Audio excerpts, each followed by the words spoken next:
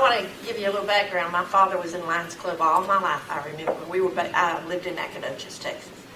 I remember being at Stephen F. Austin games because they had the concession stands, and that's how they raised their money.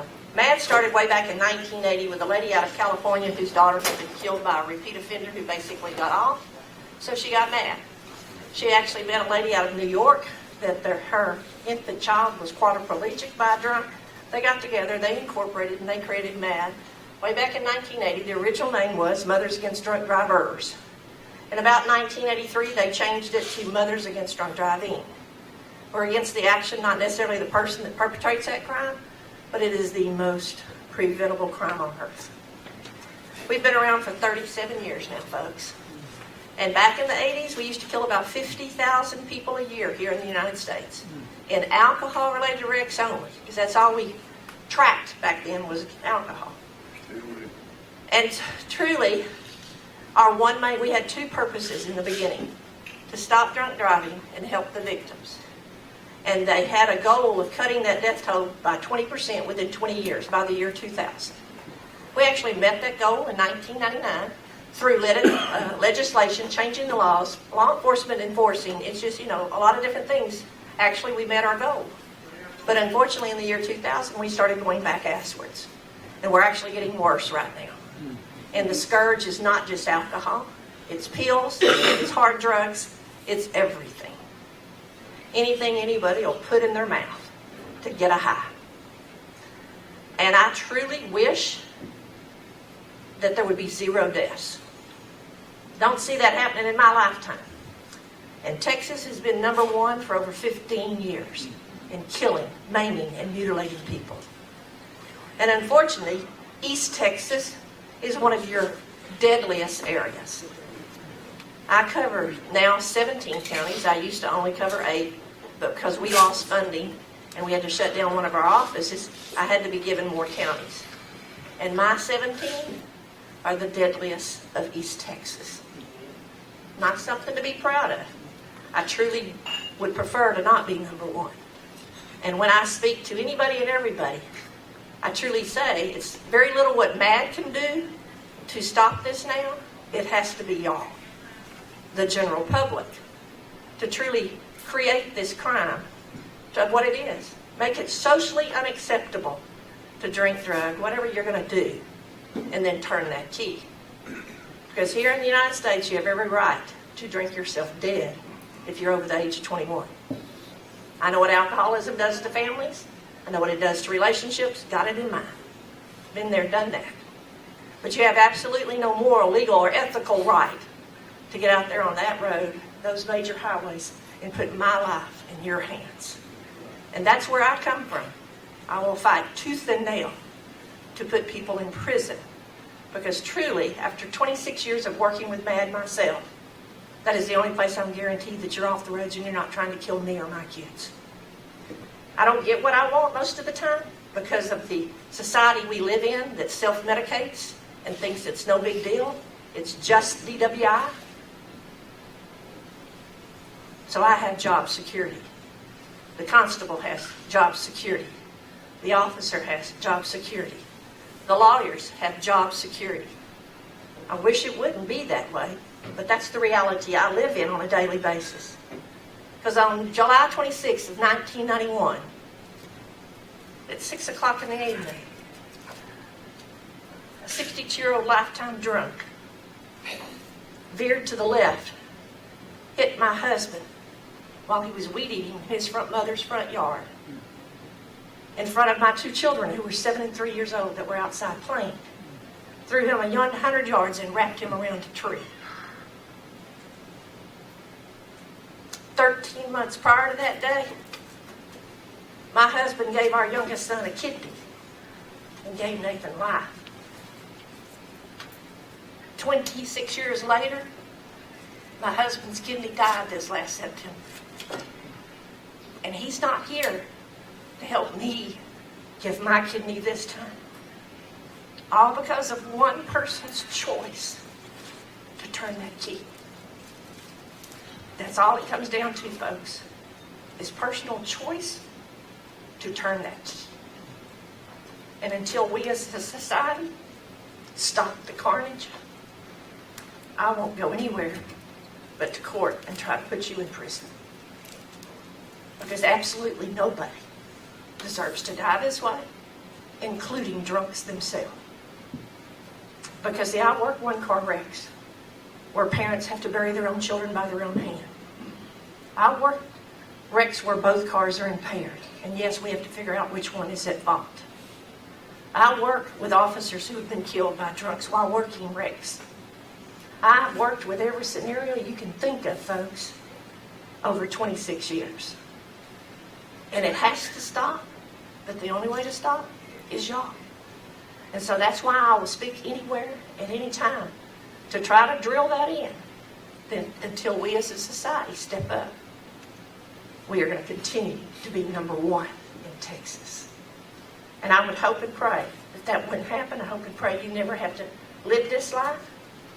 But when you explain to the mother of this young girl who was hit by a 62-year-old lifetime drunk with no priors because he was a gentleman's club bar owner who drove the streets every night, hit her head on and killed her. The question I get from most of my moms that bury their children, how do you stop being a mom? I don't have that answer. And I tell them, no, you don't. They're still the mom, no matter what. And then how do you address a young lady like this who's cum laude, who's cheerleader, who's sports, who's everything in high school, in her second semester of college at Lamar? She wants to get to her best friend's birthday party, but she's been served. And she drives the wrong way down the highway and hits a young man that had just dropped off his prom date and paralyzes him. This is Danny, her daughter's victim. Kathy speaks with me. The mother of the drunk will get up and flat out tell you it was her daughter that was drunk. It was her daughter that put this young man in a wheelchair. So I work with anything and everything just to get the point across. Because that's truly what MAD's mission is 0 deaths. In 1995, we actually added to our mission, and it was to prevent underage drinking. Because back then, there was studies done that we were killing our young off at a higher rate than normal. Most of the people that I dealt with back in the 90s, in the beginning, as offenders, as killers, were lifer drunks. Most of my offenders now are under the age of 35, and they're young. And there's multiple drugs on board. Nobody does just alcohol anymore. So the climate, the different possibilities, the availability, I will go anywhere to address anything. Legislatively, those pamphlets that are on the table are a couple of programs that we do. We have 2 different programs for Power of Youth and Power of Parents. We have victim impact panels for my victims. Once they get past the criminal justice system, we speak to offenders directly, trying to get their attention to not be a repeat offender. We have programs with Shattered Dreams. We work with the schools when they have the mock wreck scenes. Because truly that's the only way. It's called knowledge.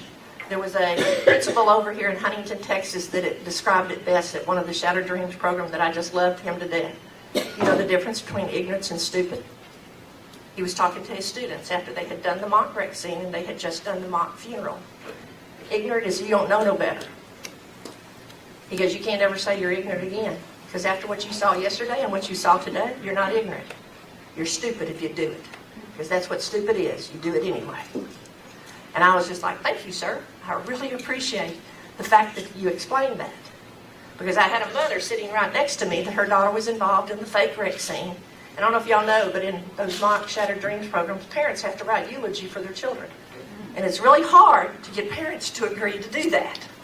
Because nobody wants to write their child's eulogy. And this mother was just crying up a storm sitting next to me because her daughter was up on the stage. She was part of that mock wreck scene.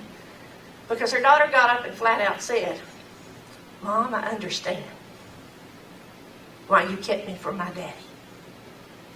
Because her father was an alcoholic. And her mother had kept her from him for all her life. Now I understand why you didn't want me to ride in the car with him. So I see everything and anything. I get it from any perspective.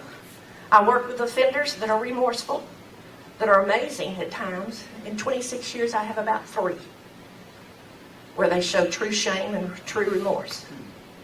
I have a young man that killed his best friend over here in Liberty. He's very well known in his community. His father's an officer himself. His grandparents owned the funeral home that buried the boy that he killed. He admitted to being on alcohol, pills, and they were on the way to get marijuana at the time. He tried to beat a train with the guardrails down. Train won. He was one of my first offenders that actually pled guilty up front. He pled guilty immediately. Now, he's got a really good deal, but he'll go out and speak for me at any time. And he'll flat out tell you he's not a victim. He made that choice, and he killed his best friend. So until we as a society choose to step up, MAD will still be around. I really wish we weren't. I tell people that all the time. I really need a vacation. I would love to be on a beach in Tahiti with some stud muffin bringing me a drink. That's my lifelong dream when there's 0 deaths in the state of Texas. So I guess Tahiti's not getting my money, ever. But I would hope and pray that you go out to your community, you preach the same thing that I preach. There's no reason. Actually now, no more reason than ever. Because how many in here don't have a cell phone? Okay, every once in a while I have somebody raise their hand. There's no reason that you can't get a ride. There's somebody on that cell phone that can come get you. Because you don't want to die.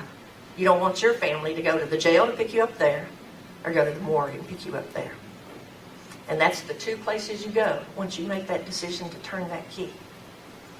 Now, I will tell you that the automobile industry has stepped up. Yes! They have created a car that won't start. Yay!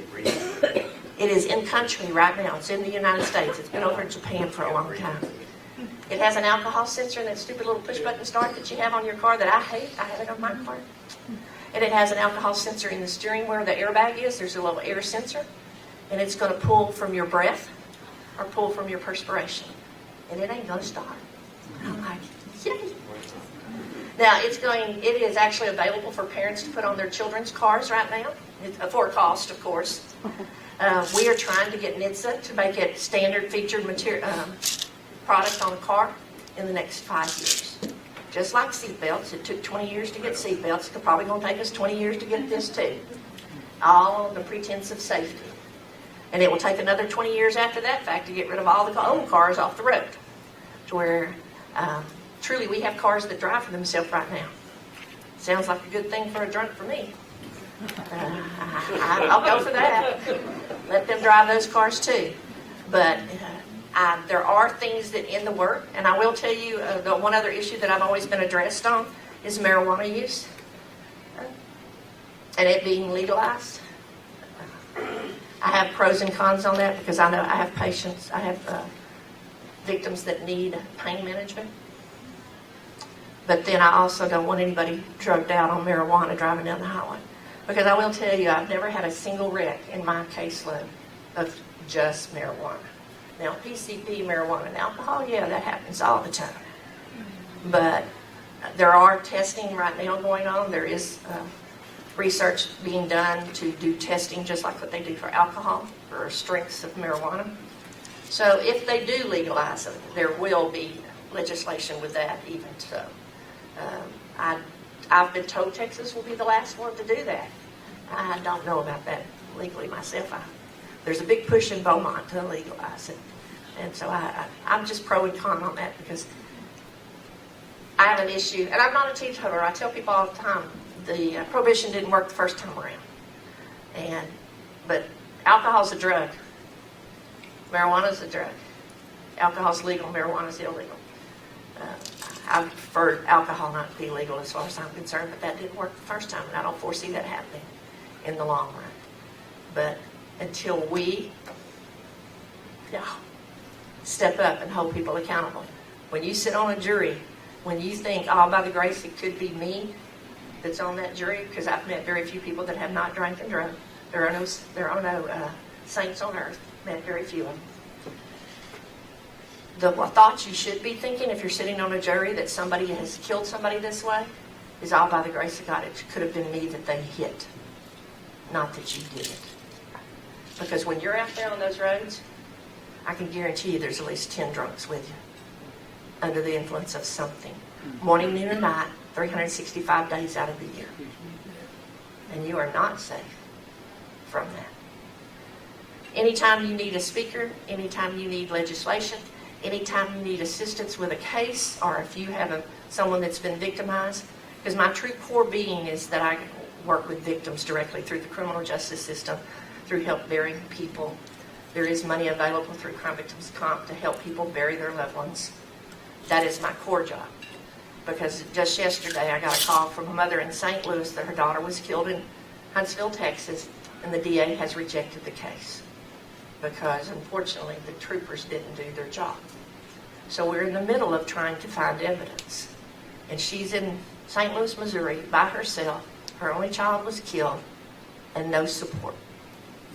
And that's my job, is to call her at any time of the day or the night so I can be there for her to vent. She will be flying down here next Wednesday to address the issues. Now, we have 3 years to get that fixed.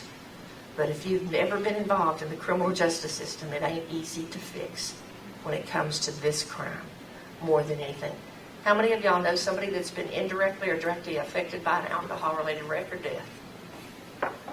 Look at the hands. How many of y'all know somebody indirectly or directly affected by a murder? Not as many hands. My crime is more prevalent than ever. And yet when you see stats, they're very low because very few stats are on the initial put in alcohol and drug related. And I would hope and pray that you would make it an issue of you to address this issue starting in grade school. It needs to start in 3rd, 4th, and 5th grade, not high school. Because in high school, they're already doing it. And I would hope and pray that something sticks with you, that you go out into the community and make this a prominent issue within your community. Because until that happens, I got job security. I'd rather be in Tahiti. Y'all have any questions? I'll be glad to answer anything about legislation. There's very few laws right now that we're trying to get passed. Just because Matt has finally got out of the law business. Because, see, we truly believed by hitting people in the pocketbooks, making harsh punishments, that people would quit the stuff. Didn't work. And prison systems don't work. Probation, as far as I'm concerned, doesn't work. But it's all we have, and it's what I have to deal with on a daily basis. Because when you have people that kill, go to prison for 10 years out of their life and come back out and do it again, I can't comprehend that. But it happens on a daily basis with my caseload. Yes, sir. You just brought this up. I was on the grand jury, I want to say 6 or 7 years ago. And it's sort of 6 months. Most of the cases we saw were either drug-related or the overwhelming amount were DUIs. Right. We would look at a guy's rap sheet, and this was his 7th time he was on DUI, and we were told before that the 3rd one becomes a felony. All the others, he got either a fine and or probation. And I remember standing up to our then DA and saying, well, why are we here if this guy is going to get probated again, going to be let out again? Well, the next grand jury will have, I don't understand. It got to be tougher law. You say going to jail won't help. Put him away for 20 years after his 3rd one. I actually wanted to have probation not eligible on your third, which would be your 5th, actually, because you only have a 3rd, and then they don't count them no more. It's subsequent 3rds is what they call it. You can have 20, and it's still subsequent 3rds. I'm like, no. And I don't think probation should be eligible, because if you're on your 5th, you've already been through probation 4 times. It didn't work.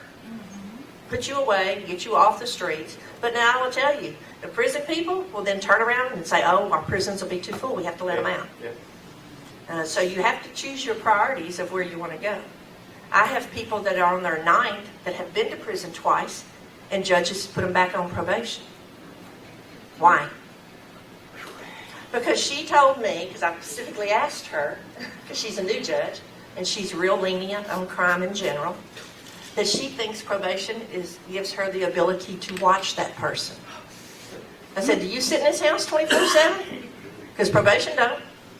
They show up one time a month, pay a fee, and then they leave. You ain't watching nothing. You're putting them back out on the roadway with me and my children. Because see, my oldest son was hit 3 years ago. And nothing, no severe injuries or anything. And when my husband was killed, it was called involuntary manslaughter, and there wasn't a dang thing involuntary on my offender's part of it. Back then, they didn't allow victim impact statements. I wasn't allowed to address the offender like you see in court now, where victims get to address. I wasn't allowed to speak. I was told by my DA that if I even cried, he'd kick me out of the courtroom. My DA was a bigger drunk than the drunk that killed my husband, and flat out told me that no drunk belongs in prison. It's a disease. Your job is to protect the citizens of the state and the county. I don't care if it's a disease or not. So when my son was hit 3 years ago, guess what? I got my day in court. They let me speak. I was like, oh my gosh, this man's going to reap the benefits of me not talking for 23 years. He didn't speak English. I hired an interpreter. Me. Because I want to make sure he understood every word he said. I said. And I flat out told him he was a blessed man. Because for 23 years, I've watched carnage. And that by him not killing my son, because if he had killed my son, I'd be in jail. I'm tired of it, folks. I told him my whole story. I told him his wife didn't deserve it. I told him my son didn't deserve it, the little girl that was in the car with it didn't deserve it, and that this was his opportunity to change his behavior. But that I'd be watching for the 2 years he was on probation. And no, he didn't get deported. And no, he still lives in Anahuac, Texas. But I know when he pees. Because that's me. I'm a mama from hell. You're there with a dipstick, taking extra alcohol. Because what was so funny is my son called and said he'd been in a wreck. You know what mamas do? They hang that phone up, they get dressed, and they haul butt. About halfway to Anahuac, I remembered I forgot to ask, did anybody get hurt? So I called, and Thomas told me the little girl was on the way to the hospital because she kept blacking out. And when I got there, the offender had actually absconded. He ran in front of an off-duty cop. Bad luck. He got caught. And when I got there, he was actually in the car. And I wanted to go knock on the window and say, see this face? You'll see me in court. But I didn't, because the defense lawyer would say that I intimidated the officers to arrest him, and they would throw the case out. So I kept my little body away from him, but I introduced myself to every cop on the scene, and I said, I'm his mama, but I'm the mad lady. And he goes, oh, that's what your son meant. I said, no. Mama comes first, mad lady second. But that man, just pardon the expression, pissed off the wrong woman. And yes, he got a really good deal. He got probation. But hopefully, both his wife and him learned that he's a blessed man. But that is on a one case-by-case basis, and it has to happen on every case. It cannot be just me. I tell people all the way, I cover dead and severely injured people. I don't even touch the 2-car wrecks where it's just a fender bender. And it has to be the community to step up and hold people accountable. And tell your judges and tell your DAs that you want stiff punishment. Because they truly believe that it's no big deal. It's just DWI. Everybody does it. It's not make it right, folks. And I hope and pray that you do, as an organization, because I know I love Lions Club, have the ability to make impressions on the community. Thank you.